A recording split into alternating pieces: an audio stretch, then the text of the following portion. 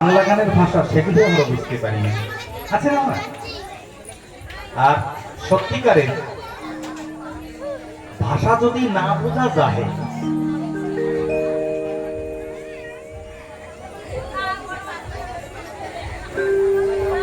যদি ভাষা না বোঝা যায় তাহলে বড় অসুবিধা হয়, তাই না? ওই যে যেরকম দিবাকে শুনি বাকত শুনতে যাই, এই জন্য মাঝে মাঝে একটু বলে দিই আর কি, যে এই সব কিনছি যতটুকু সম্ভব ততটুকু মাঝে সেই ভাষার ভাব অর্থটা একটু বলে দেওয়া হয়। কেন কি জানেন? আর অ্যাকচুয়ালি ভাষা যদি না বোঝা যায় তাতে কি পরিস্থিতি হয়, একটা ঘটনা মনে পড়ে গেল। কম মা ভাষা না কব, ওরে বাবা এই মায়ের তো খুব ধরন দেখতেছি, যাই একটু কইয়ে রাখি। আচ্ছা দেখুন, 64 সালে আর 71 সালে, 76 সালে 71 সালে আমাদের পুনর্বসতি হয়, তাই না? তা 70 সালে যখন পুনর্বসতি হয় তো ওই আপনার হোসেনগাবাদ ডিস্ট্রিক্টে যখন এই রিফিউজিদের এনে তথাকথিত বাংলাদেশ থেকে 1.5 কোটি রিফিউজি এনে ভারতবর্ষের গায়ে রেখেছে, ভারতের 28টা ডিভোর্সে রেখেছে, তাই তো? আচ্ছা, তো এই হোসেনগাবাদ ডিস্ট্রিক্টে হিন্দি প্রধান দেশ, আর ওইখানে প্রথম যখন বাংলাদেশ থেকে বাঙালিদের নিয়ে আসছে বাবা, এই জল টল রোগ বাতাসে না, এই সেই বুড়ো আর বুড়ি দুইজন, তাদের কোনো ছেলে মেয়ে নেই, নাতিপুতিও নাই। এখন 15 দিন কালো জ্বর হয়ে গেছে। কি হয়েছে মা? কালো জ্বর। 15 দিন পর্যন্ত জ্বরে আর বাঁচে না। কিন্তু ওই লোকটা বরিশাল ডিস্ট্রিক্টে বাড়ি ছিল। ওমা এই জায়গা যদি কেউ বাবা, যদি কেউ বরিশাল ডিস্ট্রিক্টে থাকেন, সে যেন আবার খেপিয়ে যাইয়েন না যে আমারে কি নিন্দা মন্দ করতেছি নাকি। আমি হোসাইঙ্গাবাদ ডিস্ট্রিক্টের কথা বলছি, আমার বাপ কাকারা গল্প করতো, তাই সেই কথাটাই তুলে ধরছি আমি আপনাদের সম্মুখে। এখন হিন্দি প্রধান দেশ তো 15 দিন জ্বরে ভুগছে, ভোগার পরে মুখে রুচি নেই, খেতে ইচ্ছে হয়। এখন বুড়িকে ডাক দিয়ে বলছে, তুমি একটা কাজ করতে পারো? বরিশালী ভাষায় বলতেছি, তুমি একটা কাজ করতে পারো? বলে কি? কি হয়েছে কি কও দেখি। কয় 5টা টাকা দাও মরে, আর ঘরের তা ব্যাগটা নিয়ে দাও। আর কেন, কি হয়েছে, ঘটনাটা কি? কয় জ্বরে ভুগিয়া 15 দিন খাইতে পারি না, একটু বাজারে যাবো, যাই একটু সুয়া কিনতে নিয়ে। সুয়া মানে বুঝেন? টক। এই তো এই মা বাড়ি তো জবরদস্ত একদম। সুয়া কিনতে নিয়ে আসি, মানে বরিশাল ভাষায়। আচ্ছা, ও ব্যাগ নিয়ে, ওই বুড়ো ভক্ত লোক, বয়স্ক লোক ব্যাগ নিয়ে 5টা টাকা লইয়া বাজারে যাইয়া এক মুদিখানা দোকানদারে যাই করছে কি, ভাই সুয়া সুয়া। এবার সুয়া মানে যে হিন্দিতে হিন্দু তা তো বুড়ো জানে না। এখন দোকানদার বলতেছে হ্যাঁ মানতা গুন্ডা, বাংলা হিন্দি তো বোঝে না, তাই কই সুয়া সুয়া। এখন দোকানদার কাছে এই সুয়া নাই, ভাগো ভাগো আছে ভাগো। এখন ভাষা না বুঝুক, ইশারা তো বোঝে, দেখি হাত দিয়ে দেখা গেছে ভাগো, ওই দোকান থেকে ভাগি আর এক দোকানে দেয়া দিয়েছি।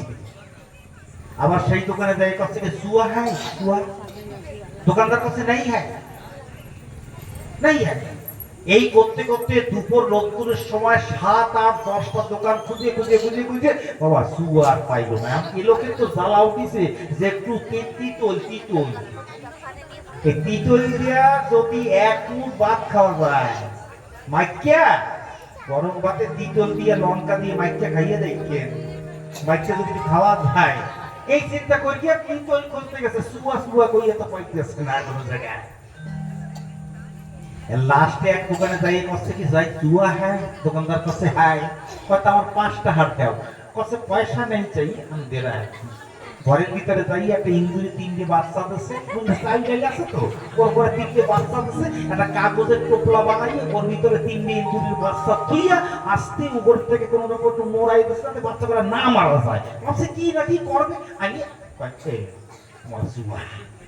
উনি খুব আনন্দে ওই সুয়া ব্যাগের ভিতরে তুইয়া বলতে পারটা নয় নাই, কি আনন্দ যে এইরকম তো আমার পাওয়া যায় নাকি এই জগতে।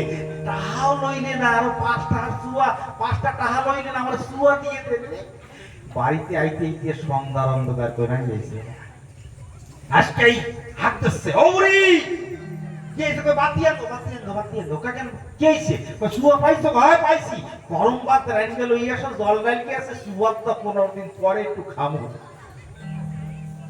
এখন গরম ভাত রান্না লইয়েছে, কিন্তু জল তো ডালকে তেছে দেওয়ার পরে ভালো করে উনি বেশ মাখাইছে, মাখাই ওই ভাত গালে দিয়ে সুয়া একটু সুসা দেবে কইয়া ওই কাগজ কইয়া, আগের দিন তো লাইট ছিল না, ছিল মা বাতি আঁকাইছে, তাও ধারে কাছে থাকলে পরে পোকা আসে বলে তুলে তুইছে। এখন ওই ইন্দুরের বাচ্চা ইন্দুরের কুয়ার মতো উনি কি করছে, টোপলা খুলিয়ে ওইটা ধরিয়ে শোষা দেবে, এমন সময় ইন্দুরের বাচ্চা সুসু সুসু করে যেই সুসু সুসু করিয়ে উঠছে, ও বুড়ি বাতে লইয়া কোকান কই মুই জানি সুমু হেইটা মরে সই বুঝা যায়, আমি জানি সুসমু হেই মরে সই বাতি আঙ্গাতে তিতুল নাই ইন্দুরের বাচ্চা রাবে রাবে।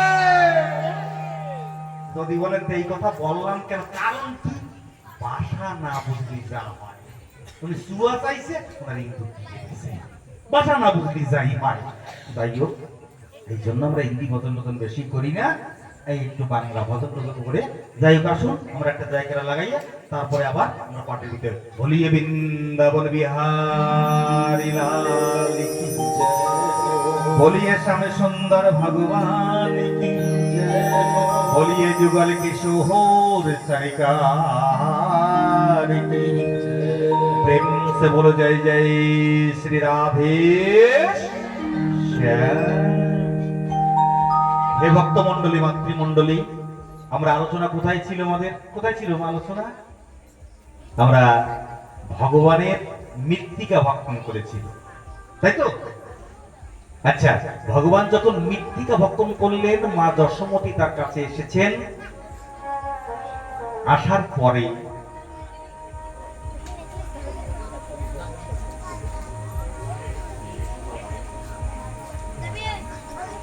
তাহলে মা যশোমতী যখন তাকে কানাইকে, ছোট্ট কানাইকে যখন ডাক দিয়ে বলে মুখটা খোলো কানাই, যখন কানাই মুখটা খুলে সে মুখের ভিতরে বিশ্ব ব্রহ্মাণ্ড দেখতে পেয়েছে, মূর্ছা গেলেন। যখন মূর্ছা গেলেন মা, তখন কি করলো জানেন?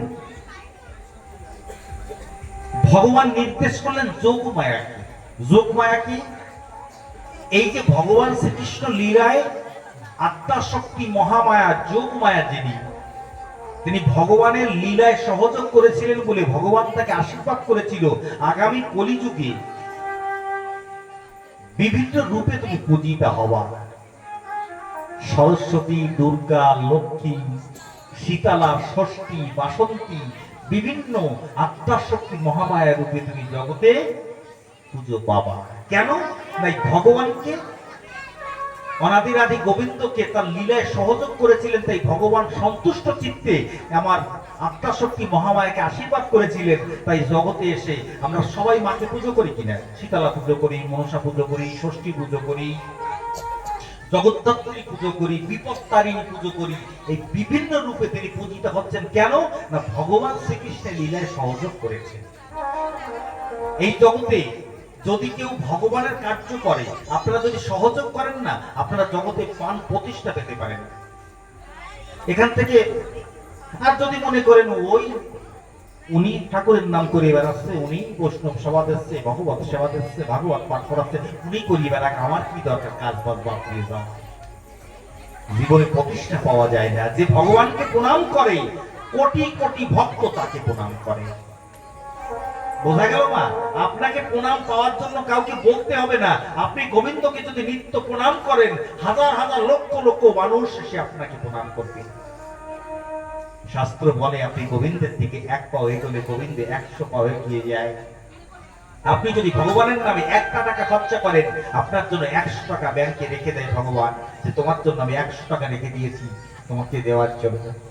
ভাবা যায়? তাই আপনি যদি একটা প্রণাম গোবিন্দকে করেন, 100 ভক্ত এসে আপনাকে প্রণাম করবে। আপনার প্রণামের জন্য আশা করার প্রয়োজন নেই, কাউকে বলার দরকার নেই যে তুমি আমাকে প্রণাম করো। ভাবা যায়? তাহলে ভগবানের সেই লীলায় সহযোগিতা করেছিলেন যোগ মায়া। ভগবান কি বললেন? যে আমার মাকে আকৃষ্ট করো, মা যেন বুঝতে না পারে যে আমি অখিল বিশ্ব ব্রহ্মাণ্ডের মালিক, অনাদিরাদি গোবিন্দ। তা যদি বুঝতে পারে তাহলে আমাদের লীলা হবে না। যে লীলা করবার জন্য আমি ভৌম বৃন্দাবনের মাটিতে নেমে এসেছি। মাকে কি করলেন? যোগমায়া আশ্রিত হয়ে, মায়ার আশ্রিত হয়ে মায়ায় ভুলে গেলেন। এসে সম্বিত যখন ফিরে পেল, কানাইকে গিয়ে জড়িয়ে ধরে বড় আদর করছে, মা কানাই তোকে হারিয়ে আমি যেন ব্যাকুল হয়ে যাই কানাই, আয় আয় বাবা, তুই আমার পক্ষে আয়। ভাবা যায় কি লীলা করতে এসেছিলেন অখিল বিশ্ব ব্রহ্মাণ্ডের মালিক। তিনি এই জগতে মায়ার লীলায় এমন লীলা করতে এসেছিলেন, যে লীলায় সক্ষ লীলা আপনারা শ্রবণ করলেন, বাৎসল্য লীলায়। আচ্ছা আপনারা বলেন যে যশোমতীকেও ভগবান সৃষ্টি করেছে, করেছে কিনা? আচ্ছা সেই মা যশোমতী কান ধরে শাসন করছে কাকে? ভগবান। কান ধরে শাসন করছে কেন? প্রভাবতী নাম করে একজন গোপী ছিল বৃন্দাবনের মাটিতে, শুনে যান। সময় তো সংকীর্ণ, বাল্যলীলা 3 দিন 2 দিন পর্যন্ত বাল্যলীলা আলোচনা হয়, একদিনে যতদূর সম্ভব। তাহলে প্রভাবতী গোপী কি করেন জানেন? অভিযোগ নিয়ে আসে ভগবানের কাছে, ভগবানের মায়ের কাছে। যশোমতী বলে কি? বলে তোমার কানাই আজ আমার বাড়িতে গিয়ে মাখন চুরি করেছে। আচ্ছা তখন মা যশোমতী যখন কানাইকে বলে, কানাই তুমি মাখন চুরি? না মা, আমি তো মাখন চুরি করিনি, দেখো আমি তো তোমার কাছেই আছি।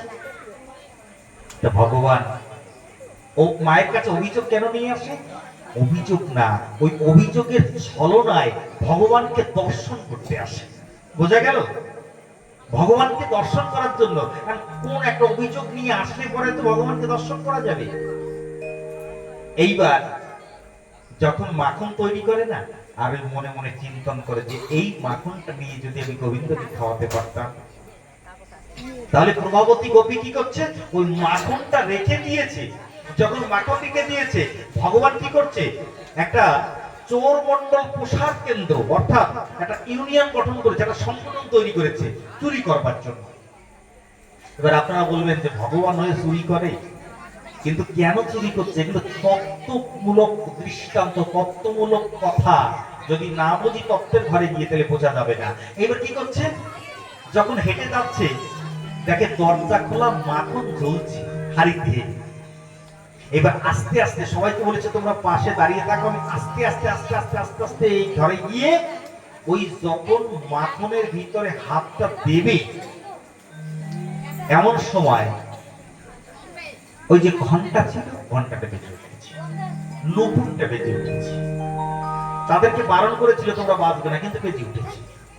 যখন বেজে উঠেছে, আর ওই প্রভাবতী গোপী এসে একদম হাতে নাতে ভগবানকে ধরেছে, ধরে ডাক দিয়ে বলছে, আজ যশোমতীর কাছে তুমি বিশ্বাস করো না, তুমি সদা সর্বক্ষণ মিথ্যা কথা বলো যে আমি মাখন চুরি করিনি। আজ তোমার হাতটা ধরে আমি নিয়ে যাবো তোমার মায়ের কাছে, বাস্তব প্রমাণ দেবো। যখন বললো বাস্তব প্রমাণ দেব, তখন বলছে দেখো আমাকে নিয়ে আমার মায়ের কাছে নিও না। বলছে এই তো দুর্বল হয়ে এসেছো, দুর্বল হয়ে এসেছো, এখনই বলছো আমার মায়ের কাছে নিও না, আজ নিয়েই যাব। বলে আমি মাখন চুরি করতে আসিনি। তাহলে তুমি মাখন চুরি করতে আসোনি, তাহলে মাখনের ভিতরে হাত দিয়েছো? বলে কেন দিয়েছি জানো? বলে কেন? বলে আমি হাতে দেখো আমার মা 4-5টা আংটি পরিয়ে দিয়েছে। এই রৌদ্রের কিরণ যখন এই আংটির পরে পড়ে না, তখন হাতটা ভীষণ জ্বালা করে। তাই তোমার ওই মাখনটা ঠান্ডা, তাই হাত জ্বালা করছিল, তাই আমি হাতটা এসে মাখনের ভিতর দিয়ে এই জ্বালা নিবারণ করছিলাম। বলে ও হো, তুমি জ্বালা নিবারণ করছিলে, তা তোমার মুখে নড়ি লাগানো কেন, মাখন লাগানো কেন? বলছে ওই একটা পিঁপড়ে এসে না হাতের পথে বাইতে বাইতে বাইতে বাইতে বাইতে বাইতে বাইতে বাইতে বাইতে বাইতে বাইতে বাইতে আমার এই মুখের মধ্যে ঢুকে যাচ্ছিল। আমি তখন ওই মাখন লাগানো ছিল হাতে, সে হাতটা নিয়ে যখন পিঁপড়েটা সরাতে গেছি, ওই মাখনটা মুখে লেগে গেছে। কথা দেখ, কি কথা! আমার ভগবানের লীলা দেখুন। এইবার বলছে আমাকে নিয়ে যাও মায়ের কাছে। বলে হ্যাঁ তোমাকে যশোমতীর কাছে নিয়েই যাও। এবার হাতটা ধরে তাকে নিয়ে যাচ্ছে। এবার সম্মুখে দেখে অনেকগুলো পুরুষ বসে বসে হুকো খাচ্ছে। ব্রজবাসীদের একটা নিয়ম আছে, মা ব্রজবাসীরা কোনো কর্ম করে না, বসে বসে গাছের তলায় বসে বসে ওরা হুকো খায়। আর মায়েরা 24 ঘন্টার ভিতরে 18 ঘন্টা কর্ম করে। এবং তাদের ব্রজবাসী, আপনারা দেখবেন ব্রজবাসী মায়েদের এই পর্যন্ত ঘুমটা দেওয়া থাকে, থাকে কিনা? এখন পুরুষদের দেখে ওই ঘুমটাটা টানতে গেছে, যখন ঘুমটাটা টানতে গেছে, এর মধ্যে ওই প্রভাবতী দেবীর ছেলে পাশ থেকে যাচ্ছে, ওকে টেনে ধরে ওর মায়ের হাতে দিয়ে ওই ফাঁকে ও আস্তে সরে দৌড়াতে দৌড়াতে দৌড়াতে দৌড়াতে মা দশমতির কাছে গিয়ে হাজির হয়েছে। এবার ঘোমটাটা টেনে দিয়েছে, এবার কৃষ্ণ না কে তা তো আর দেখতে পাইনি, ওই কৃষ্ণ মনে করে ওনার নিজের ছেলের হাতটা ধরে টানতে টানতে দশমতির কাছে যাচ্ছে। কি অবস্থা! আবার কানাই কি করেছে, ওই ছুটতে ছুটতে ছুটতে ছুটতে ছুটতে ছুটতে গিয়ে মাকে গিয়ে বলছে, মা প্রচন্ড ক্ষুধা পেয়েছে, একটু গরম রুটিতে একটু মাখন লাগিয়ে এবং মুড়ি আমাকে দাও তো, আমি শুয়ে করে একটু খাই। আপনারা খেয়ে দেখবেন, একটা কথা বলে দিচ্ছি, মাখন নেবেন, গরম গরম রুটি তৈরি করবেন, রুটির উপরে মাখনটা এরকম লাগিয়ে রুটিটা এরকম রোল করবেন ঘুরিয়ে, তারপরে একটু কামড়িয়ে খেয়ে দেখবেন কত স্বাদ। আমার প্রাণ গোবিন্দ খেতেন ব্রজভূমিতে, ভাগবতে লিখেছে মা। তা মাকে বলছে, মা কি করেছে, ফটাফট গরম গরম খুব তড়া করে গরম গরম রুটি তৈরি করে মাখন লাগিয়ে দিচ্ছে। উনি আমার গোবিন্দ কি করেছে, শুয়ে পড়ে এক ঠ্যাঙের উপর আর এক ঠ্যাং চড়িয়ে দিয়ে মাথার তলে হাতটা দিয়ে বসে বসে রুটি খাচ্ছে। এদিকে প্রভাবতী গোপী কি করেছে, তার ছেলেকে এই পর্যন্ত ঘুমটা দিয়ে ছেলেকে নিয়ে এসে হাজির হয়েছে। যশোমতী, ও যশোমতী, বেরিয়ে এসো। তুমি তো বিশ্বাস করো না তোমার ছেলে মাখন চুরি করে, আজ দেখবে মাখন চুরি করেছে কিনা। যশোমতী যখন এসেছে, একটু পরে চোখ মলতে মলতে চোখ মলতে মলতে শ্রীকৃষ্ণ এসে বলছে, মা কে ডাকছে? দেখুন চতুরের চূড়ামণি। এখন প্রভাবতী গোপী দেখেছে, যাকে হাতটা ধরে আমি যশোমতীর কাছে নিয়ে আসছি সে সম্মুখে দাঁড়িয়েছে। কি ব্যাপার? নিজের দিক তাকিয়ে দেখে যে নিজের ছেলের হাত ধরে নিয়ে আসছে, নিজের ছেলের মুখে দুটো চড় দিল। আচ্ছা, আপনারা বলতে পারেন যে ভাগবতের টিকা কি বলছে চড় দেওয়ার জন্য? তখন ছেলেকে চড় মারার কারণ হচ্ছে যে আমার আর ভগবানের মাঝে তুমি কেন এসেছে, অর্থাৎ ভগবানের সঙ্গে যখন সম্বন্ধ তৈরি হয় তখন জাগতিক জগতের ছেলে পুত্র ভাই বন্ধু কোন সম্বন্ধ থাকে না, রাখা উচিত না, তাহলে ভগবানের সাথে সম্বন্ধ রাখা যায় না। বোঝা গেল না? নিজের ছেলেকে দুটো চর মারল। এই ভগবান এমন লীলা করছে, এমন লীলা যদি বলি রাতের পরে রাত, মাসের পরে মাস চলে যাবে, লীলা পুরাবে না। তবে এই যশোমতী, আমার কথা ছিল যে যে যশোমতীকে সৃষ্টি করলেন ভগবান, সেই যশোমতী পর্যন্ত ভগবানের কান ধরে শাসন করছে। কখন করছিল? ছোট্ট একটা লীলা, আমরা রস আস্বাদন করবো, খুব আনন্দ পাবো। একদিন জানেন, ওই দুধ জাল দিচ্ছিলেন, তো দুধ জাল দিচ্ছে যখন, অগ্নির পরে দুগ্ধর হাড়ি দেওয়া আছে আর দধি মন্থন করছি। যখন দধি মন্থন করে, তথ্যমূলক কথা, প্রত্যেকটা কথার ভিতরে তথ্য আছে, শুধু সময় নিয়ে শুনতে হবে, মার্মিক কথা। এবং কৃষ্ণ গুণাগুণ গাইছে। যখন কৃষ্ণ গুণাগুণ গাইছে, মা এই মস্তক থেকে ফুলগুলো পড়ে ঝরে ঝরে পড়ে মা যশোমতীর পায়ের পরে পড়ছে। তত্ত্বকার লিখেছেন যে ফুলগুলো মস্তক থেকে পায়ের পরে পড়ছে, মানে কি?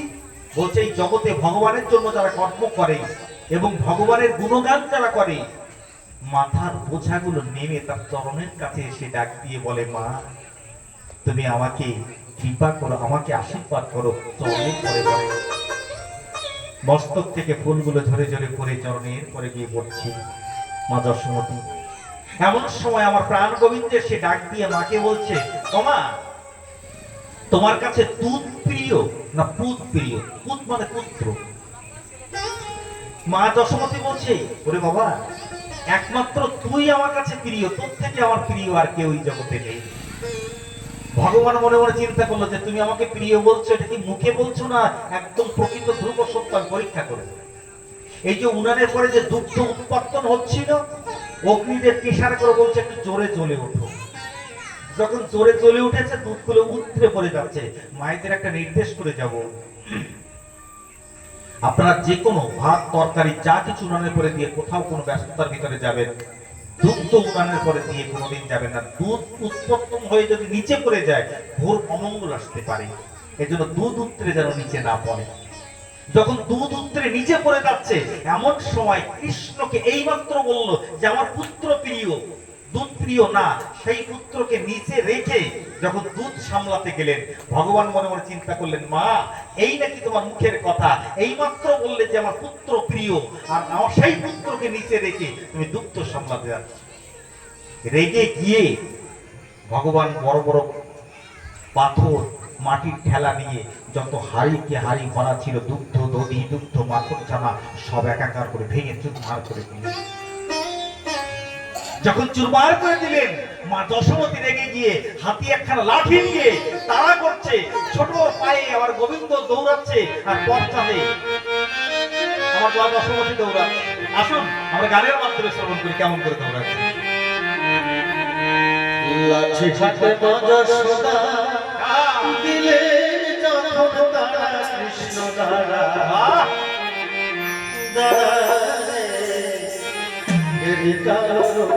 নয়নে কৃষ্ণ দ্বারা দ্বারা রে কৃষ্ণ দ্বারা দ্বারা লাঠি হাতে যশোদা, লাঠি হাতে যশোদা দিলেন যখন তারা কৃষ্ণ দ্বারা দ্বারা কৃষ্ণ দ্বারা দ্বারা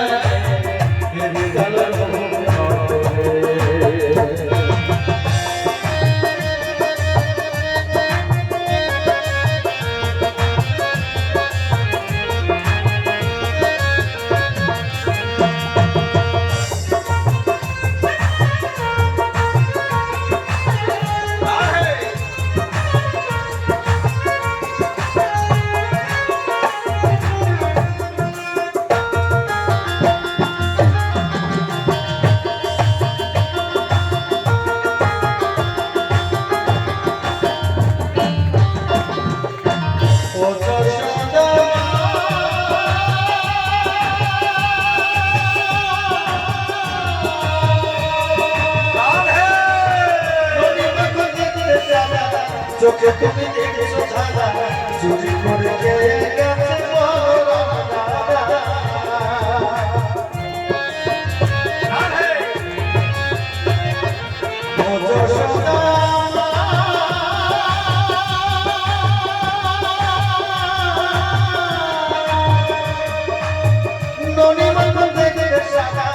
চোখে তুমি দেখেছো ছাড়া চুরি করে খেয়ে গেছে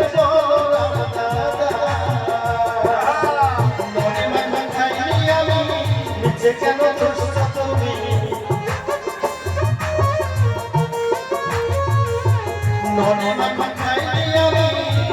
কেন দুষ্ট তুমি লাঠি দিয়ে গেলে কৃষ্ণ দ্বারা কৃষ্ণ দ্বারা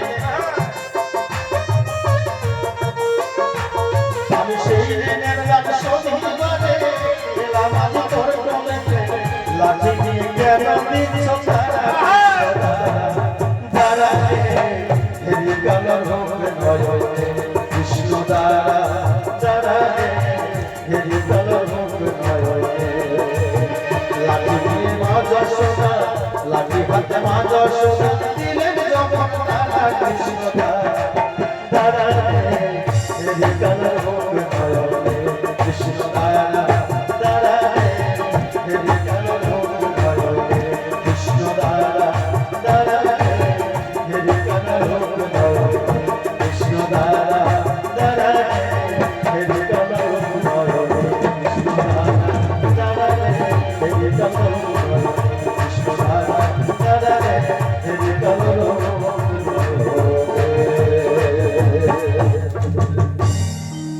बोलिए वृंदावन बिहारी लाल की जय बोलिए श्याम सुंदर भगवान की जय हो बोलिए जुगल किशोर सरकार की प्रेम से बोलो जय जय श्री राधे श्याम। हे भक्त मंडली मातृमंडली যদি সত্যিকারের বাৎসল্য প্রেমে ভগবানকে ভালোবাসা যায় তাহলে ভগবানের কান ধরেও শাসন করা যায়, তাই তো মা? কে? ভগবানকে মা যশোমতী কান ধরে শাসন করেছিল। জটিলে আসিয়া বলে যশোদার ঠাই তোর ছেলে দুরন্ত খারাপ বড় ঠিকানায়, একটু শাসন করিস, ধরে মারিস, বেঁধে রাখিস বাড়ি, ওকে ধরতে পারলে বাঁচাবো না হার করিব গুরু। চিচি লজ্জায় পড়ি বোঝো করি কত ছেলে আছে, তোর মতো এমন ছেলে কার বা জন্মেছে। সালাকের গুরু গোসাই তোর কানাই কোন বা দেশে ছিল, ওই ছেলেকে ধরতে বলে কত রসিক ধেয়েছিল, পারলো না কর্মদোষে সভা পাশে আমি যে জানাই, মা যশোদা কান ধরে রসুক করে কানাই। কান ধরে বলে তুই আমার ছেলে, আমার কথা নিবি, পরের বাড়ি গিয়ে কেন ননি চুরি করে খাবি, বলো রাধে রাধে রাধে আজ কান ধরে কাকে কাকে কাকে কান ধরছে মা? একজন সাধারণ এই জগতে যাকে আপনারা ভালোবাসেন, শ্রদ্ধা করেন, ভক্তি করেন, সম্মান করেন, তা কান ধরতে পারবেন আপনারা কেউ? আর যেখানে পরমাত্মা ভগবান বিশ্বের মালিক তাকে কান ধরে শাসন করছে, তাহলে কানও ধরা যায় যদি বাৎসল্য প্রেমে তাকে ভালোবাসা যায়। যদি তাকে ছেলে ভাবতে পারো তাহলে ছেলেকে কান ধরে শাসন করা যায় না? এইবার যদি মনের মধ্যে সেই ভাব না আসে তাহলে তুমি কি করে ছেলে ভাববা? ছেলে না আমার তুমি তা কান কি করে ধরবা? তাহলে শান্ত গেল, দাস্য গেল, সখ্য গেল, বাৎসল্য গেল। এইবার একটা মধুর লীলা আছে, তাই তো? মধুর লীলা, সেই মধুর লীলা হচ্ছে যাকে স্বামী স্ত্রী বলা হয়, স্বামী আর স্ত্রী, তাই তো? যাকে কান্তা রস বলা হয়, মধুর রস, কান্ত এবং কান্তা। তাহলে কান্তা প্রেমে ভালোবেসেছিল কি? যেমন শ্রীমতী রাধারানী কান্তা প্রেমে ভালোবেসেছিল, যেমন ভালোবেসেছিল মীরাবাই। আচ্ছা, মীরাবাইও ভালোবেসেছিল কান্তা প্রেমে, রাধারানী ভালোবেসেছিল কান্তা প্রেমে, তাই না? আমরা ভজন শুনি না, শান্তের বংশী পুকারে রাধা নাম, রাধা কবি শ্যাম হতো, মীরা কবি শ্যাম, তাই না? মানে এর মানে কি, যদি রাধারানীরও শ্যাম হয় তাহলে মীরারও শ্যাম। কেননা দুজনাই কান্তা প্রেম ভালোবেসেছিল, তারা স্বামী রূপে ভালোবেসেছিল। এখন সেই মধুর সম্পর্ক কয়জনের ভিতরে আছে? একটা ছেলে বিবাহ করে, নতুন বিবাহ করছে, নতুন বিবাহ করে রাস্তা থেকে যাচ্ছে, পাশের বাড়ি আর এক মা জিজ্ঞেস করছে, ভাই তোমার নতুন বিবাহ করছো, সংসার কিরকম চলছে? অনেক ভালো। কিরকম একটু বুঝাও। রান্নাঘর থেকে বউ গটি চালিয়ে মারে, লাগলি ও শান্তি পায়, না লাগলে আমি শান্তি পাই। মধুর সম্পর্ক হলো। এইবার দেখা যাচ্ছে স্বামী স্ত্রী ঘরে আছে, স্বামী সন্ধ্যের সময় মদিরা পান করে এসে ডাক দিয়ে বলছে, আমেলা বাবা অমেলা কেউ আছে নাকি যেটা নাম থাম খবরদার, আমি তারই বলতেছি না, খবরদার দোয়াই দম বেড়ে আমার সকালবেলা বললেন আমার তো সরব করে না ধরো এ কলকাতার অমেলার কথা বলছি। মদিরা পান করে চলে এসেছে অমেলা অমেলা, এবার অমেলা করতে করতে যে সিধা দরজা সেই সিধা না ঢুকে পাশে কাটা দেওয়া রয়েছে গেরা বাগান, সেই কাটা বাগান দিয়ে ঢুকতে গেছে, ঢুকতেই উনি চিতই পড়ে গেছে, উনি অজ্ঞান হয়ে রয়েছে।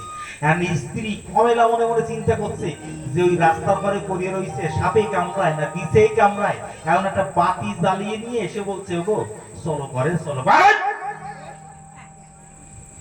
বলে কেন ঘরে যাবো কেন? বলছে এখানে থাকলে তোমার সাপে কামড়াবে। বলে তুমি যদি সতী হও তাহলে আমার সাপে কামড়াবে কেন? এ মদিরা পান করে মদ খাইয়ে রাস্তায় চিন্তা করে রয়েছে আর দৌড়ে দৌড়তেছে যে তুমি যদি সতী হও তাহলে আমার সাপে কামড়াবে কেন? আচ্ছা এখানে মধুর সম্পর্ক হলো? হলো না। আচ্ছা এইবার যদি বলেন যে রাধা রানীর কথা বলেছো, মীরাবাইয়ের কথা বলেছো, তাহলে এদের দুজনের একটু দৃষ্টান্ত দাও, এরা মধুর সম্পর্ক কি করে করলো? কি করে করলো জানেন? আমি ছোট্ট একটা কথা মীরাবাইয়ের কথা বলছি আপনাদের সান্নিধ্যে। মীরাবাই কে যখন রানা কুম্ভ বিবাহ করে নিয়ে গেলেন, ওই মীরাবাইকে ডাক দিয়ে বলছে যাও মায়ের মন্দিরে প্রণাম করে এসো। প্রণাম করতে গিয়ে দেখে রক্ত মাখার জবা, বলছে এই মাকে আমি প্রণাম করবো না। বলছে কেন? যে মায়ের সম্মুখে বলি হয়, যদি জগৎজননী মা হয় তাহলে যে পাঠাকে বলি দিয়েছে সেও তো তার সন্তান, তাই তো? তাহলে কোন মা চায় নাকি যে আমার পুত্র আমার কন্যাকে এসে আমার সামনে বলি দাও? এটা শাস্ত্রে নেই। যদি রুদ্রচণ্ডী পুরাণ কারো ঘরে থেকে থাকে আপনারা অধ্যয়ন করে দেখবেন, সে রুদ্রচণ্ডী পুরাণে একদিন শিব ঠাকুর জিজ্ঞাসা করছে মা কালীর কাছে যে কালী এই যে হাজার হাজার মানুষ তোমার সম্মুখে দেয় বলি, তুমি বলি গ্রহণ করো? বলছে না। রুদ্রচণ্ডী পুরাণে লেখা রয়েছে একটা সংস্কৃত শ্লোকে যে মম দ্বারে মম যজ্ঞে যৌনরা পশুঘাতকা দেনরা নরকজান্তি তাবত্যন্ত দিবাক করম। আমার দ্বারে কোন নারী নরে যদি পশু বলি দেয়, অন্তর দিয়ে দেখো ভেবে যতদিন চন্দ্র সূর্য উদিত রবে কুম্ভিপাক নরকে তারা হইবে উদয়। রুদ্রচণ্ডী পুরাণে লেখা রয়েছে। তাহলে বলি দেওয়া যায়? যখন মীরা দেখলেন যে বলি দিয়েছে সেখানে প্রণাম করলেন না। আর যখন রানাকুম্ভ জানতে পারলো যে আমার মাকে, আমার ইষ্ট দেবী মাকে তুমি প্রণাম করনি, যাও আমার কাছ থেকে তুমি বেরিয়ে যাও। সাথে করে কি নিয়ে গেলেন? রাজা, রাজার পত্নী। রাজার সঙ্গে যদি বিবাহ সে রানী হয় না, কিন্তু সমস্ত বিষয় বৈভবকে পরিত্যাগ করে সঙ্গে করে কৃষ্ণ মূর্তিটা ছিল, সেই কৃষ্ণ বিগ্রহটা নিয়ে রাস্তার পাশে ছোট্ট একটা কুঠির নির্মাণ করে সেই কুঠিরের ভিতরে তার গোবিন্দকে রেখে ভজন করছে যে রাজরানী মীরা ভিখারি গিরিধারী তোমার লাগিয়া। আমি রাজরানী ছিলাম গোবিন্দ, এখন ভিখারিনী হয়েছি শুধু তোমার জন্য। বলুন না জগতে আমরা কতজন মানুষ সমস্ত বিষয় সম্পত্তিকে পরিত্যাগ করে আমরা ভিখারি হতে পারি গোবিন্দের জন্য। তার মন থেকে, হৃদয়ের মন্দির থেকে মর্মস্পর্শী ভজনগুলো তাকে শোনাতেন। আমার শ্যাম সুন্দর বিগ্রহ থেকে জীবন্ত হয়ে হাতে বংশীখানা নিয়ে মীরা সুর লহরীতে নৃত্য করতেন, আনন্দ করতেন। পৃথিবীর সর্বশ্রেষ্ঠ সম্রাট তানসেন একদিন এই কুটিরের পাশ থেকে যাচ্ছে। যে তানসেন ৬টা রাগ ৩৬টা রাগিনী জানতো, সে রাগ গাইলে পরে বর্ষা হতো, সে রাগ গাইলে পরে রৌদ্র হতো, সে রাগ গাইলে পরে পাতা ঝরে পড়তো, সে রাগ গাইলে পরে ময়ূরে নৃত্য করতো। আর সেই সম্রাট আকবরের দরবারে যখন রওনা করেছেন, রাস্তায় এই কুঠিরটার ভিতর থেকে যখন ভজন শুনলেন, তো হৃদয় পাশার হৃদয় বিগলিত হয়ে গেল। তানসেন মনে মনে চিন্তা করছে, আমি 6টা রাগ 36টা রাগিনী জানি, কিন্তু আমার গান শুনে বর্ষা হতে পারে, অগ্নিপঞ্চরিত হতে পারে, কিন্তু কারোর পাশাটি হৃদয়ে গলে জল ভরা চোখে তানসেন যখন আনন্দের লহরীতে যখন নৃত্য করতে করতে দুলতে দুলতে সম্রাট আকবরের কাছে গিয়ে হাজির হয়েছে। সম্রাট আকবর ডাক দিয়ে বলছে, তানসেন এত বিলম্ব করে এলে কেন? আমাকে একটু সঙ্গীত শুনিয়ে আমাকে একটু আনন্দ প্রদান করো। হাত জোর করে তানসেন বলল, সম্রাট আজ থেকে আর সঙ্গীত করবো না। বলে কেন? বলে যে সঙ্গীত আমি শুনে এসেছি, আমার মনে হয় আমি সঙ্গীত শিখতে পারি। সম্রাট আকবর ডাক দিয়ে বলছে, পৃথিবীর শ্রেষ্ঠ আখ্যায়িত তানসেন তুমি, আর তুমি বলছো আমি সঙ্গীত শিখতে পারি? কার কাছ থেকে সঙ্গীত শুনে এসেছো? বলে ভক্তা মীরাবাই। বলে ডেকে নিয়ে এসো আমার দরবারে, সে এসে আমার এই মহলে এসে সে কীর্তন করবে। বলে সে কারণ রাজ দরবারে কীর্তন করে না। বলে কেন? বলে আপনি তো এই ভারতবর্ষের রাজা, আর এই বিশ্ব ব্রহ্মাণ্ডের যিনি মালিক, সেই মালিককে তিনি গান শোনান।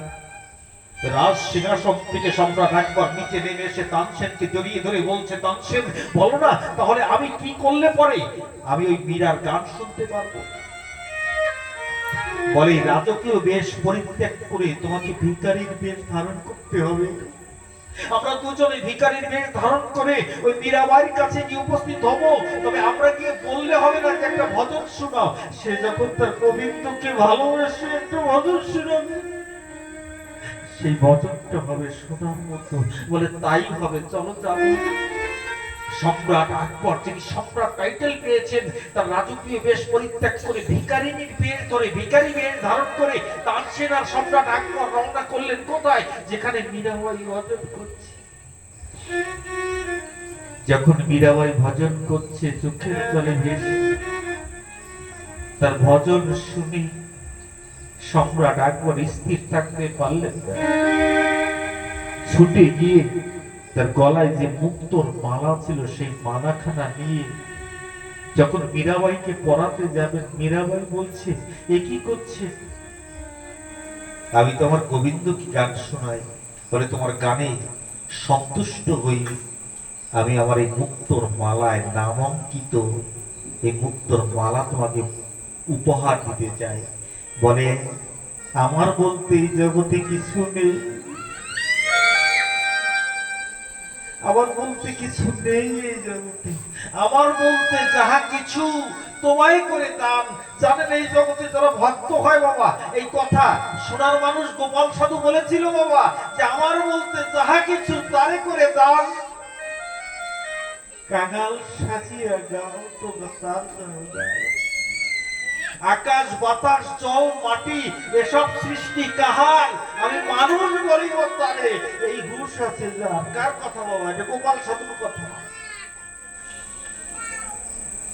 তাহলে আমার বলতে, আজ মীরাবাইও সেই কথা বলছে, আমার বলতে যাহা কিছু তারে করে দা, কাঙাল সাজিয়া আমি গাই তার গায়ে।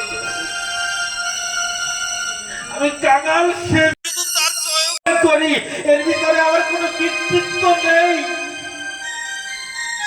সম্রাট যদি উপহার দিতে হয় তাহলে আমাকে নয়, আমার গোবিন্দকে পরিয়ে দাও।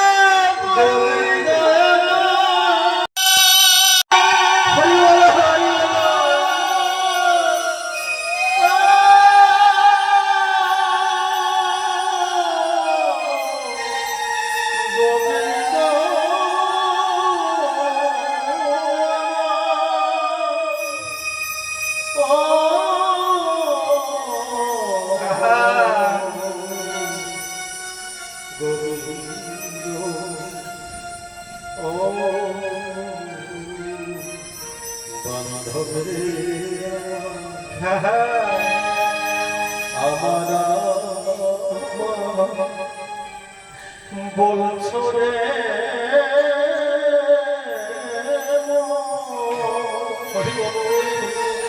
ও মনে কি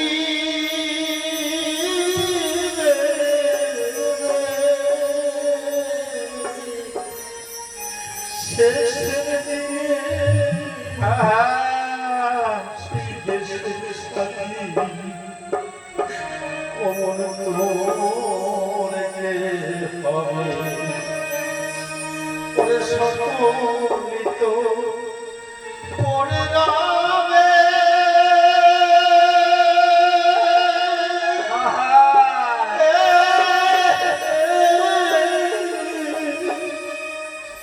মনে করে খালি হাতে যেতে হবে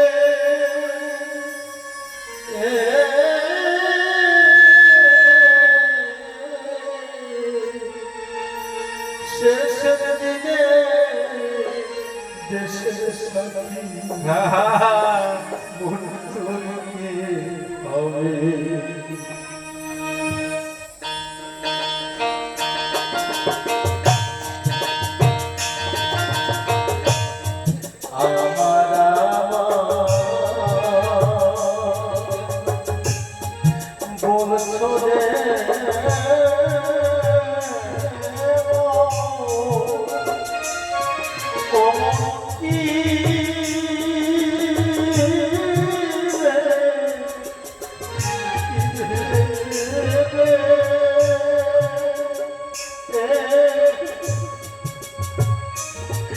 শেষের দিনে দেশের সাথী তোকে শেষের দিনে দেশের সাথী তোকে পাবে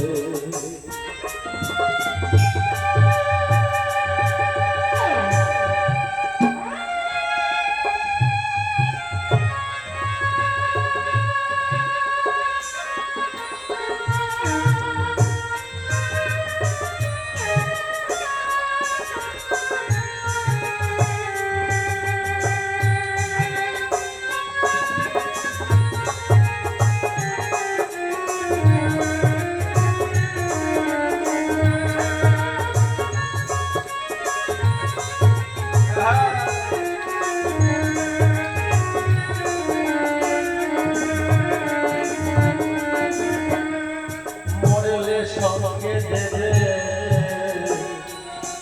পচা পাটি আর কাঁচা বাসে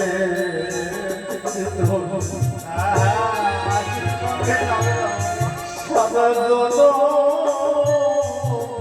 করলি রে তুই এইটুকু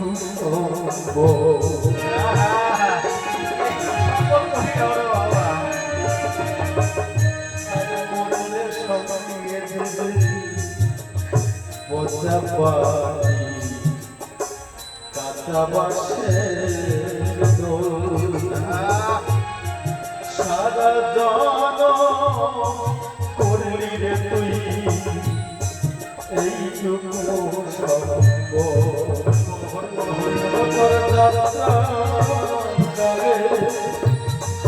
ভালো হরিবা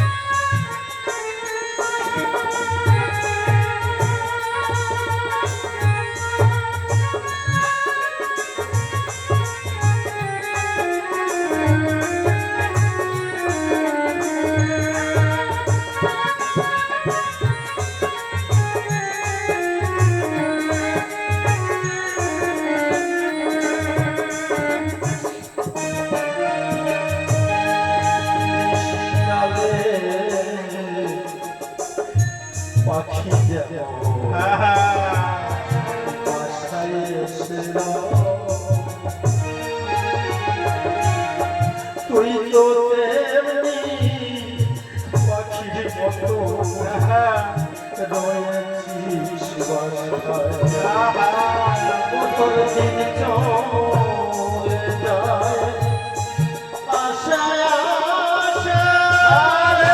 আশায় এই মূল্য আছে এগুলো চলে যাচ্ছে আরে খবর তো আশা রাখো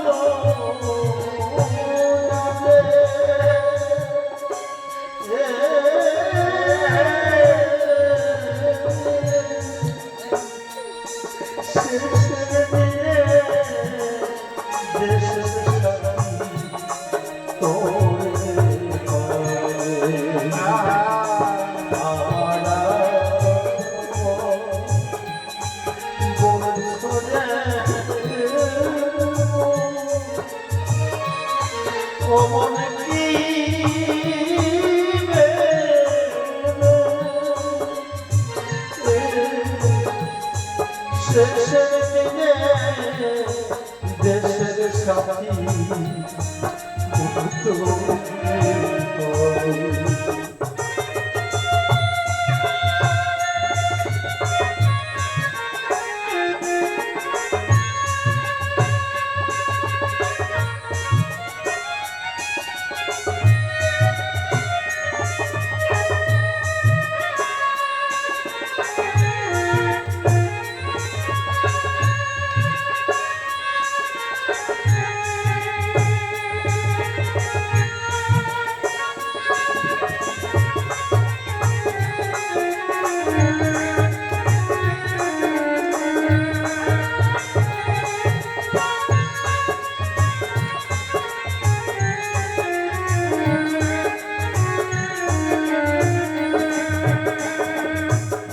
প্রাণের অধিক ভালোবাসি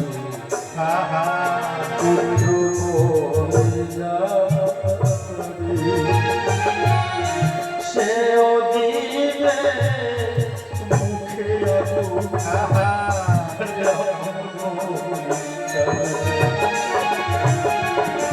মনে অষ্ট করি দিবে তোরে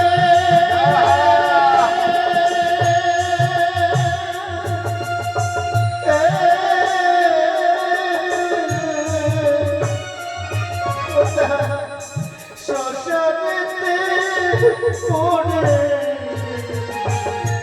পড়ে রবে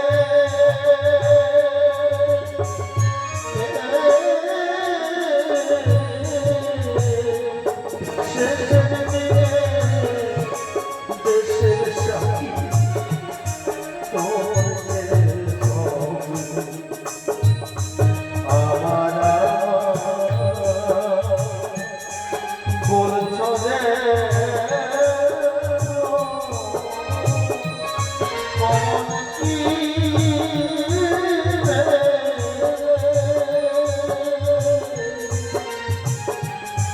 শেষের দিনে দেশের সাথী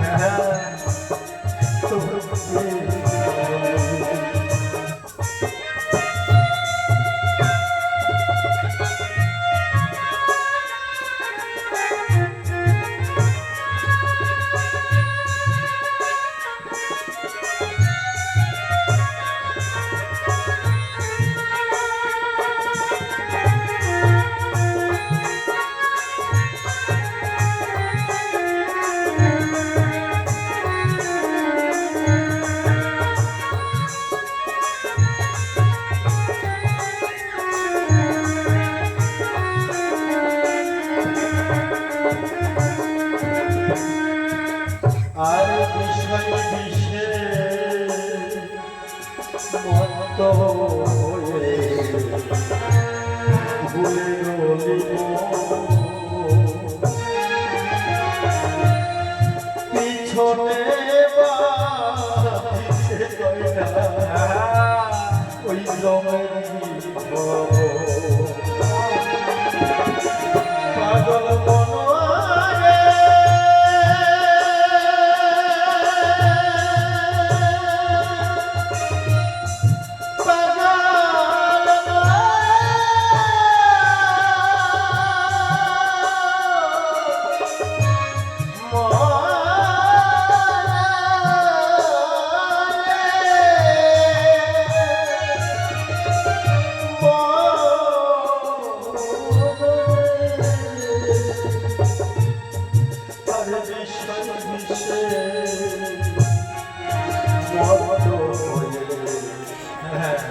তারে ভুলিল তোরে পিছনে বাজছে গয়না ওই জমেনি ভব পাগল বিদায় বলে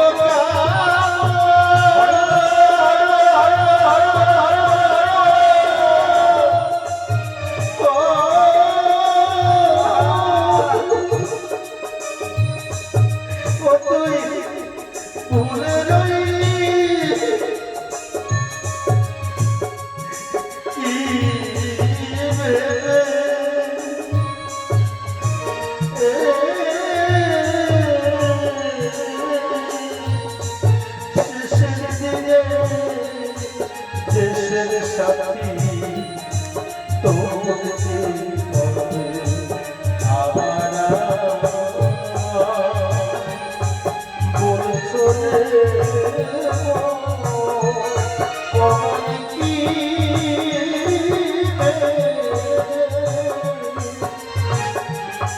শেষের দিনে দেশের সাথী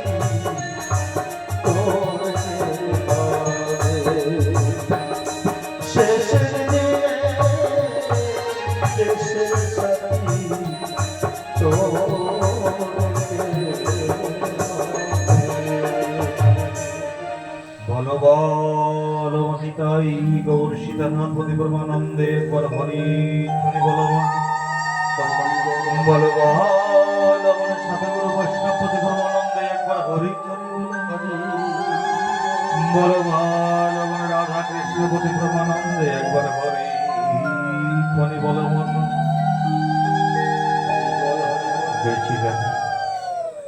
হে ভক্ত মণ্ডলী, মধুর রসে আজ এখানে আমাদের আলোচনা ছিল যে সেই মধুর রসে ভালোবেসেছিলেন, যে ভগবানকে ভালোবাসে না তার নিজের আর কোনো চাওয়া পাওয়া তার কাছে থাকে না।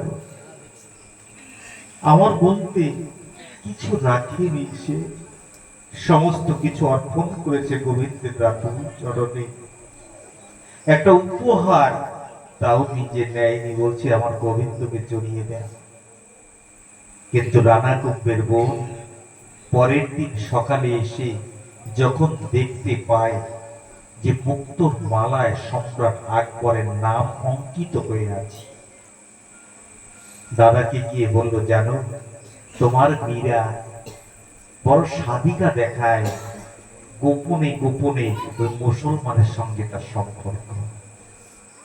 দেখেছেন, যদি কেউ ভগবানকে ভালোবাসে না, অনেক কলঙ্ক তাকে বইতে হয় জগতে। মীরাবাইও বহন করেছিলেন, মীরাবাইও বহন করেছিলেন। যখন রানা কুম্ভ এই কথা শুনতে পেয়ে নির্দেশ করলেন, কামান দেখে মীরার ঘর জ্বালিয়ে পুড়িয়ে ছাড়খাড় করে দিল। সে যখন কামান দেখে তার কুঠিরখানা জ্বালাতে চেয়েছিলেন, তার মন্দির যখন জ্বালাতে চেয়েছে, যে হনুমানের কথা আপনারা শুনেছেন, ভাগবতে বর্ণনা করছেন, শাস্ত্রে বর্ণনা করছেন, যে সেই হনুমান সম্মুখে এসে সেদিন মীরার কুঠির রক্ষা করেছিল। গোবিন্দ তখন নির্দেশ করল,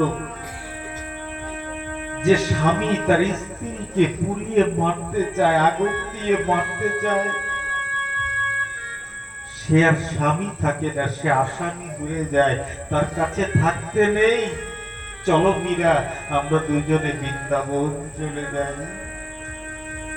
মীরা তার কান্তা প্রেমে ভালোবেসেছিলেন প্রাণ গোবিন্দকে কোলে করে নিয়ে মীরা চোখের জলে কৃষ্ণ বলতে বলতে আজ রওনা করলেন বৃন্দাবনের বাটিতে।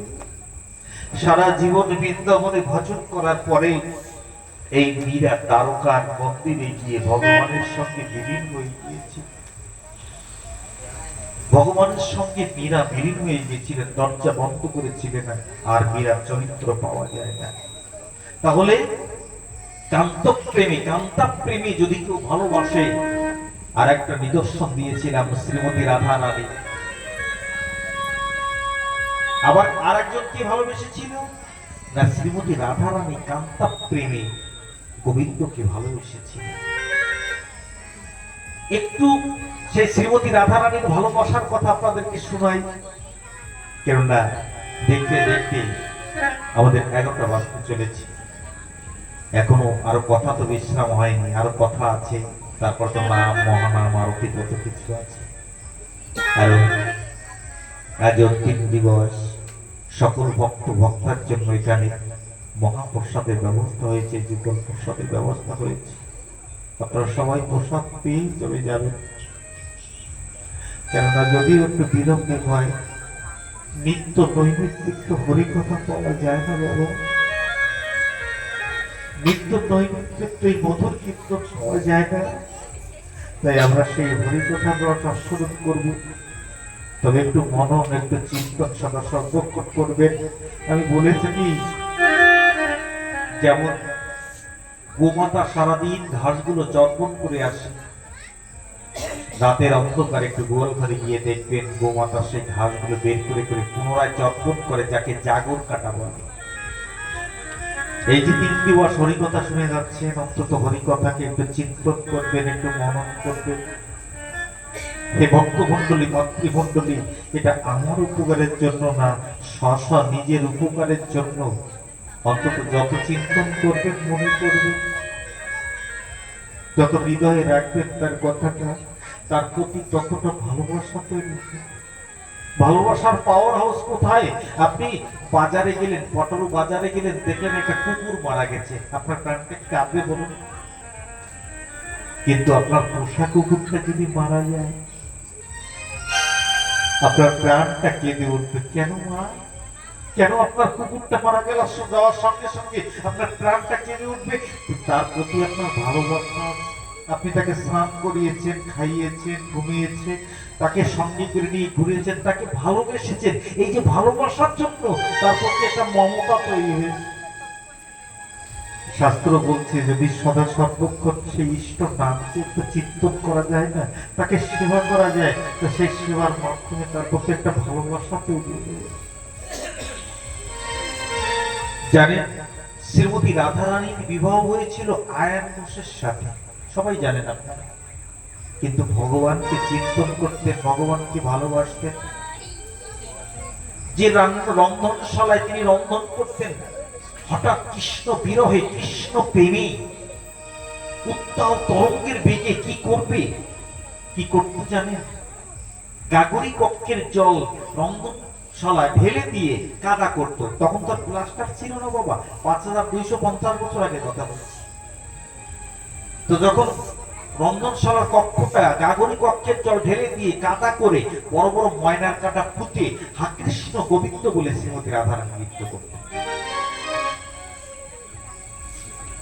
আর যখন নৃত্য করত, রাধারানীর পায়ের নিচে কাঁটাগুলো বেঁধে রক্ত ঝরঝর ঝরঝর করে বেরিয়ে সমস্ত রান্নাঘরের কোটাটা লাল রঙে রাঙা হয়ে যেত। যখন লাল রঙে রাঙা হয়ে যেত, এমন সময় ওই জটিলা কুটিলা তারা পাহারা দিত, এমন সময় সেখানে বালাইগুড়ি এসে উপস্থিত হয়। বালাইগুড়ি এসে ডাক দিয়ে বলছে, ও জটিলা, ও কুটিলা, তোদের বউ কোথায় গো? বলে কেন, আমাদের বউ রান্না করে। বলে তাহলে আমি একটু দেখে আসি। বলে যাও। রন্ধনশালে গিয়ে দেখতে পায় শ্রীমতী রাধা রানী হাত কৃষ্ণ গোবিন্দ বলে ওই ময়নার কাটা ফুটিয়ে তারপর নৃত্য করছে, আর পায়ের থেকে ঝরঝর করে রক্ত ঝরে লাল রঙে রাঙা হয়ে গেল রন্ধনশালার কোঠা। ডাক দিয়ে বালাই বলছে, ও রাধা, বল না, এমন ভাবে গাগুরি কক্ষের জল ঢেলে দিয়ে রন্ধনশালাটা কাদা করে ময়নার কাটা পুঁতে তুই নৃত্য করছিস কেন, বলতে পারিস? রাধারানী ডাক দিয়ে বলছি, বালা, আমি কেন ময়নার কাটা পুঁতে ময়নার কাটা রেখে কাদা করে নৃত্য করছি জানো? বলে কেন বলো না একটু। বলছে কোন বর্ষণমুখী রজনীতে যদি আমার প্রাণবন্ধু আমাকে আকর্ষণ করে, বংশীধ্বনি করে আমাকে আহ্বান করে, আমাকে যদি কাটার পরের থেকে বিচরণ করে যেতে হয়, যদি আমার অভ্যাস না থাকে তাহলে তো আমি যেতে পারবো না। দেখেছেন কি ভাবনাটা, একটু মর্মস্পর্শী কথা, একটু হৃদয়ঙ্গম করুন। যদি কোনোদিন আমাকে আকর্ষণ করে আর আমাকে কাটার পরের থেকে যেতে হয়, যদি আমার অভ্যাস না থাকে, আমি সেই দিনটা কৃষ্ণ দর্শন হতে বঞ্চিত হয়ে যাব। তাই আমি ময়না কাটা পুঁতে তার স্বরে নৃত্য করে আমি অভ্যাস করছি। আমরা করতে অভ্যাস। তাহলে শ্রীমতী রাধারানীর মতো যদি তাকে ভালোবাসা যায়, তাহলে এই চিন্তা আসতে পারে, যখন ব্রজধাম ছেড়ে চলে যায়, কৃষ্ণকে ডাক দিয়ে বলে, আমি তোমার রথের চাকার সম্মুখে শুয়ে পড়ছি, শুনেছি মৃত মানুষের মুখ দেখে যাত্রা করলে নাকি মঙ্গল হয়। তোমার মঙ্গল করবার জন্য আমি তোমার রথের চাকার নিচে শুয়ে পড়ছি, আমার প্রাণটা বিসর্জন দিয়ে দিচ্ছি, আমার এই মৃত মুখটা দর্শন করে তোমার যাত্রা শুভ হোক। কে বলতে পারে এই জগতে কতটা ভালোবাসলে পরে এই কথা বলা যায়? ভাবেন, ভেবে দেখেছেন কোনদিন? তাই সেই যে ভালোবাসা, আমরা একটা বিরহের গান, একটা বিচ্ছেদ গান আমরা শ্রবণ করলেই আমরা জাগতিক জগতের প্রেম ভালোবাসার কথা আমাদের ভিতরে মনে আসে। কিন্তু যারা ভাবুক শ্রোতা, যারা রসিক শ্রোতা, যারা রসিক জন মহাজন, তারা এই চিন্তা করে এই গান রচনা করে না।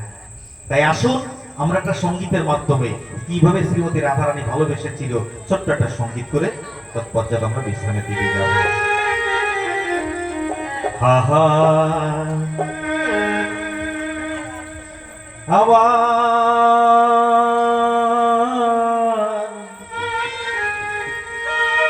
মন নিয়েছে মনের মানুষ, মন নিয়েছে মনের মানুষ, ওরে ভুলি তাকে মনে বলো প্রাণ জনি,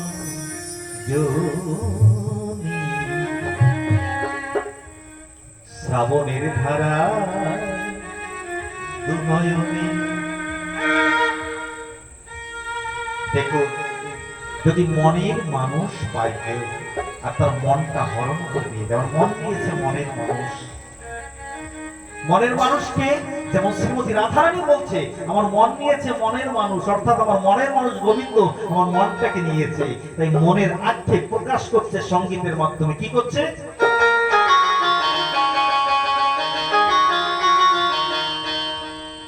আমার মন নিয়েছে মনের মানুষ, মন নিয়েছে মনের মানুষ, ভুলি লাগে হলো প্রাণ সাজনি, শ্রাবণের ধারা দুনয়নে, হলো প্রাণ সাজনি, শ্রাবণের ধারা দুনয়নে।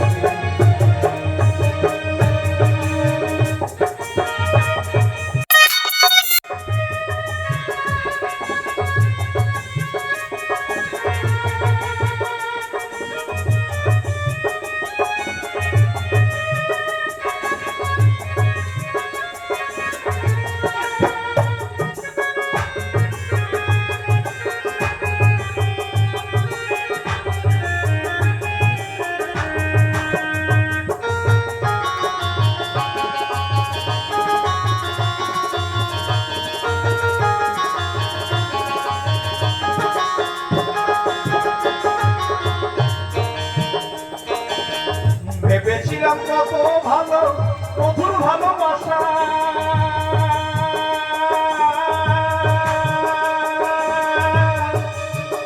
এখন দেখি ভালোবাসা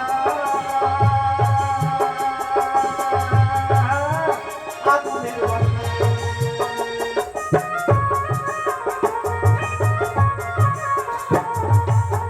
ভেবেছিলাম কত ভালো মধুর ভালোবাসা, এখন দেখি ভালোবাসা আগুনের বাসা।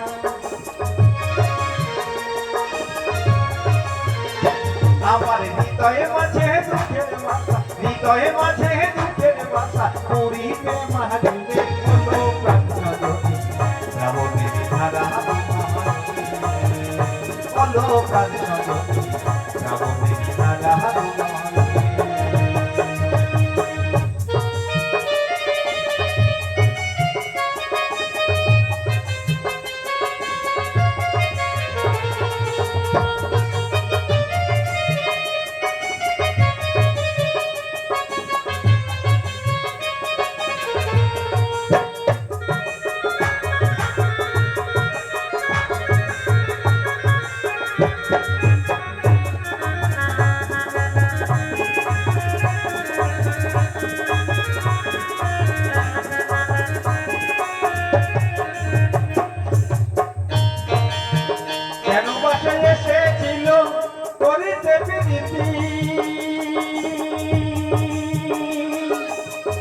আগে তো বুঝি না আমি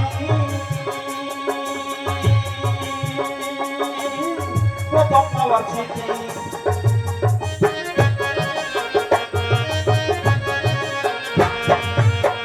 কেন বাসে এসেছিল করিতে প্রীতি আগে তো বুঝি না আমি প্রথম পাওয়া চিঠি আমার লাজের বাঁধন ফুলের ভিত্তি লাজের বাঁধন ফুলের ভিত্তি ভাঙি তার সবতে রামদের ধারা বলো প্রাণ সাধনে রামদের ধারা আমার মন নিয়াছে মনের মন নিয়াছে মনের বলি বলো প্রাণ সাধনে রামদের ধারা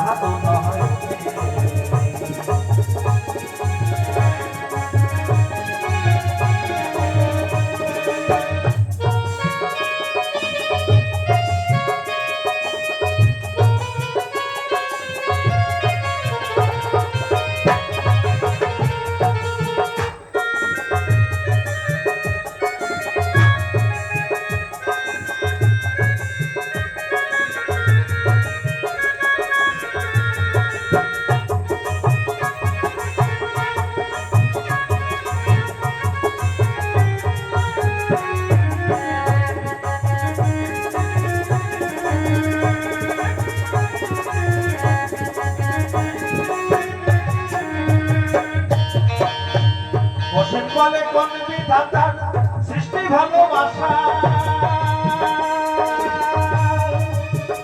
হাসি কান্নার বুঝি মিটাইয়ে তার আশা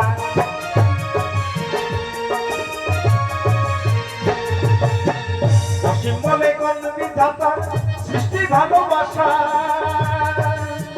হাসি কান্নার মাঝে বুঝি মিটাইয়ে তার আশা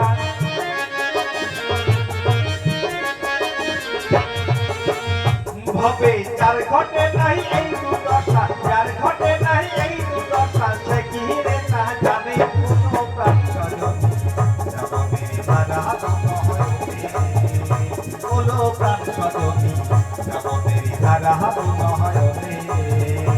আমার মন নিয়াছে মনের মন নিয়াছে মনের মন ভুলি বা কেমনে বলো প্রাণ সজনী ধারা বলো প্রাণ সজনী শ্রাবণের ধারা বলো প্রাণ সজনী শ্রাবণের ধারা দুনয়নে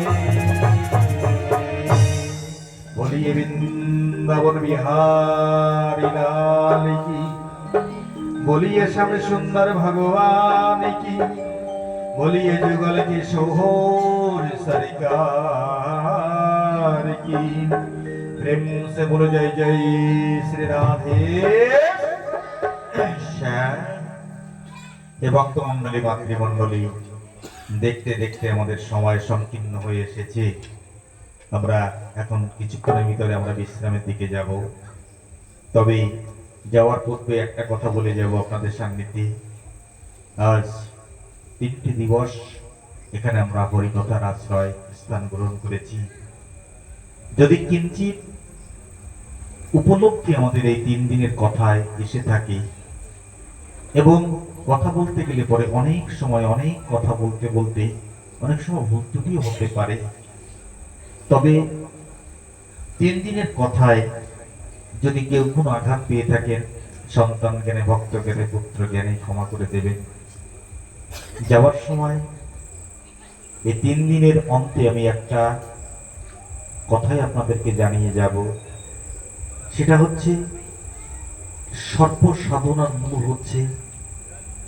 ভগবানকে একটু ভালোবাসা আর সেই ভালোবাসার মাধ্যমেই ভগবানকে লাভ করা যায় ভগবানের সান্নিধ্য প্রাপ্ত হওয়া যায় তাই আমি আপনাদের কাছে অনুরোধ করে যাব ব্যাসপীঠের থেকে তাকে হাজার হাজার লক্ষ লক্ষ টাকা দিয়ে ভালোবাসতে হবে তা নয়, তাকে একটু স্মরণ করা, একটু মনন করা। তাই কিন্তু এই গানখানা আমি আপনাদেরকে শুনিয়েছি।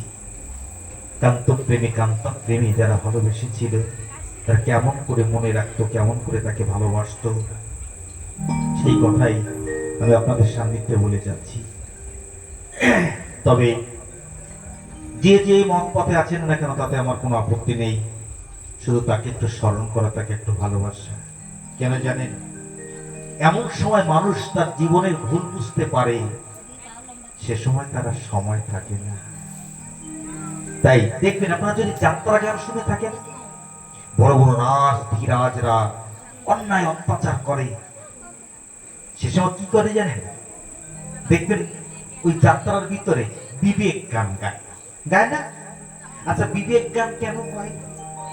দেখবেন মাথায় একটা পাগড়ি বেঁধে সেরা জামা টামা গায়ে দিয়ে অনেক সুন্দর সুন্দর গান গিয়ে, অর্থাৎ বিবেক কেন বলে জানেন, যে এই গানের মাধ্যমে তার বিবেক জাগরণ করে। ঠিক তদ্রূপ মনুষ্য জীবনে ভাগবত কথা হচ্ছে বিবেক রূপে, মানুষের বিবেক জাগিয়ে দেয় যে সামনে অন্ধকার আসছে, সামনে আমাদের বিপদ আসছে, সংকীর্ণতা আসছে, আমাদেরকে সাবধান হতে হবে। কথা আমাদের তাই শিখায়। যদি সত্যিকারের 3 দিনের কথা শুনে আমাদের বিন্দুমাত্র উপলব্ধি হয়ে থাকে, আমি এতটুকুই বলবো, ধন সম্পদ অর্থ করি দিয়ে ভগবানকে ভালোবাসতে হবে না, আপনি শুধু তাকে একটু স্মরণ করবেন।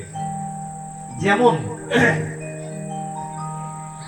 কারো স্বামী অত্যন্ত ভালোবাসে স্বামীকে, সে স্বামী যদি দূর দেশে কর্মের জন্য যায়, তার পত্নী ঘরে বসে বসে তার কথা চিন্তন করে, তার কথা ভাবে। স্বামীকে ডাক দিয়ে বলে, তুমি যাচ্ছ, যাওয়ার সময় তোমার একটা চিত্র আমাকে দিয়ে যাও। যখন অধিক তোমার কথা মনন করব, চিন্তন করব, তোমাকে দেখতে ইচ্ছে হবে, তখন তোমার ওই পট, তোমার ওই চিত্রটা আমি দর্শন করে একটু আনন্দ পাবো। বলে কি সত্যিকারের জগতের স্বামী হচ্ছে সেই অনাদিরাদি গোবিন্দ।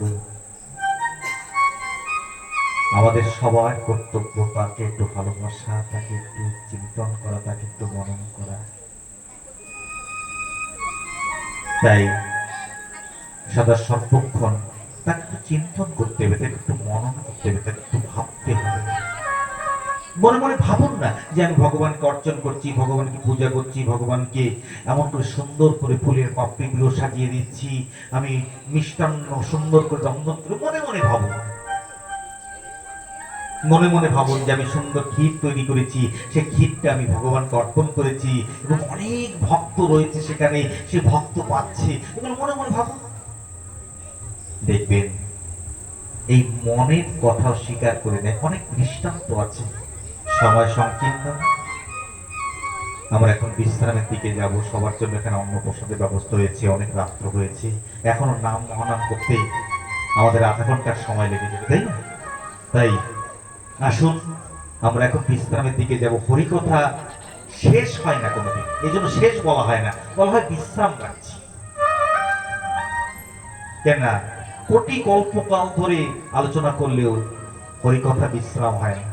তাই আসুন, আপনারা যারা আছেন সবাই আরতির থালা নিয়ে আসুন, ভগবানের সান্নিধ্যে দাঁড়িয়ে সবাই মিলে দাঁড়িয়ে সুন্দরভাবে আমরা আরতি করে তারপরে আমরা বিশ্রাম রাখবো এবং সবাই মিলে আজ মহাপ্রসাদ। তবে এই ব্যাসপীঠ থেকে আমি গ্রাম কমিটির যে ছেলেরা আছে তাদেরকে আমি ধন্যবাদ অর্পণ করব এবং তাদের মন মানসিকতার পরে, তাদের চিন্তা ভাবনার পরে আমি ব্যাসপীঠ হতে আমি রাধা মাধবের কাছে প্রার্থনা করে যাচ্ছি যে তাদের মন তৈরি হয়েছে আজ এই গণেশ পুজো উপলক্ষে ভাগবত পাঠের আয়োজন করেছে। আমি রাধা মাধবের কাছে প্রার্থনা করব আগামী বছর যেন আরো বড় করে প্যান্ডেল করে এবং এবছর 3 দিনের পাঠ হয়েছে, আগামীবার যেন 7 দিনের পাঠ রাখতে পারে। আপনারা সকল হরিভক্ত কৃষ্ণভক্ত আশীর্বাদ করবেন এই ছেলেদেরকে, তাদের যেন মন এমন করে অটুট হয়ে থাকে। কেননা বিভিন্ন জায়গায় বিভিন্ন অনুষ্ঠানে মানুষ বিভিন্ন নাচ গান মেলোডি কত কিছু হাজার হাজার টাকা খরচা করে করছে, কিন্তু আমি গ্রামবাসী ভক্তদের ধন্যবাদ দেব যে তারা সত্যি ভাগবত কথার আয়োজন করেছি এবং বড় আনন্দের বিষয়, যা বলে বোঝানো যাবে না। তাই আপনাদের কাছে অনুরোধ করব, আপনারা সবাই সেই কমিটির ছেলে পেলেদের বা এই গ্রামবাসী ভক্তদেরকে একটু আশীর্বাদ করবেন এবং তাদের হয়ে রাধা মাধবের কাছে প্রার্থনা করবেন। প্রার্থনা করার পরে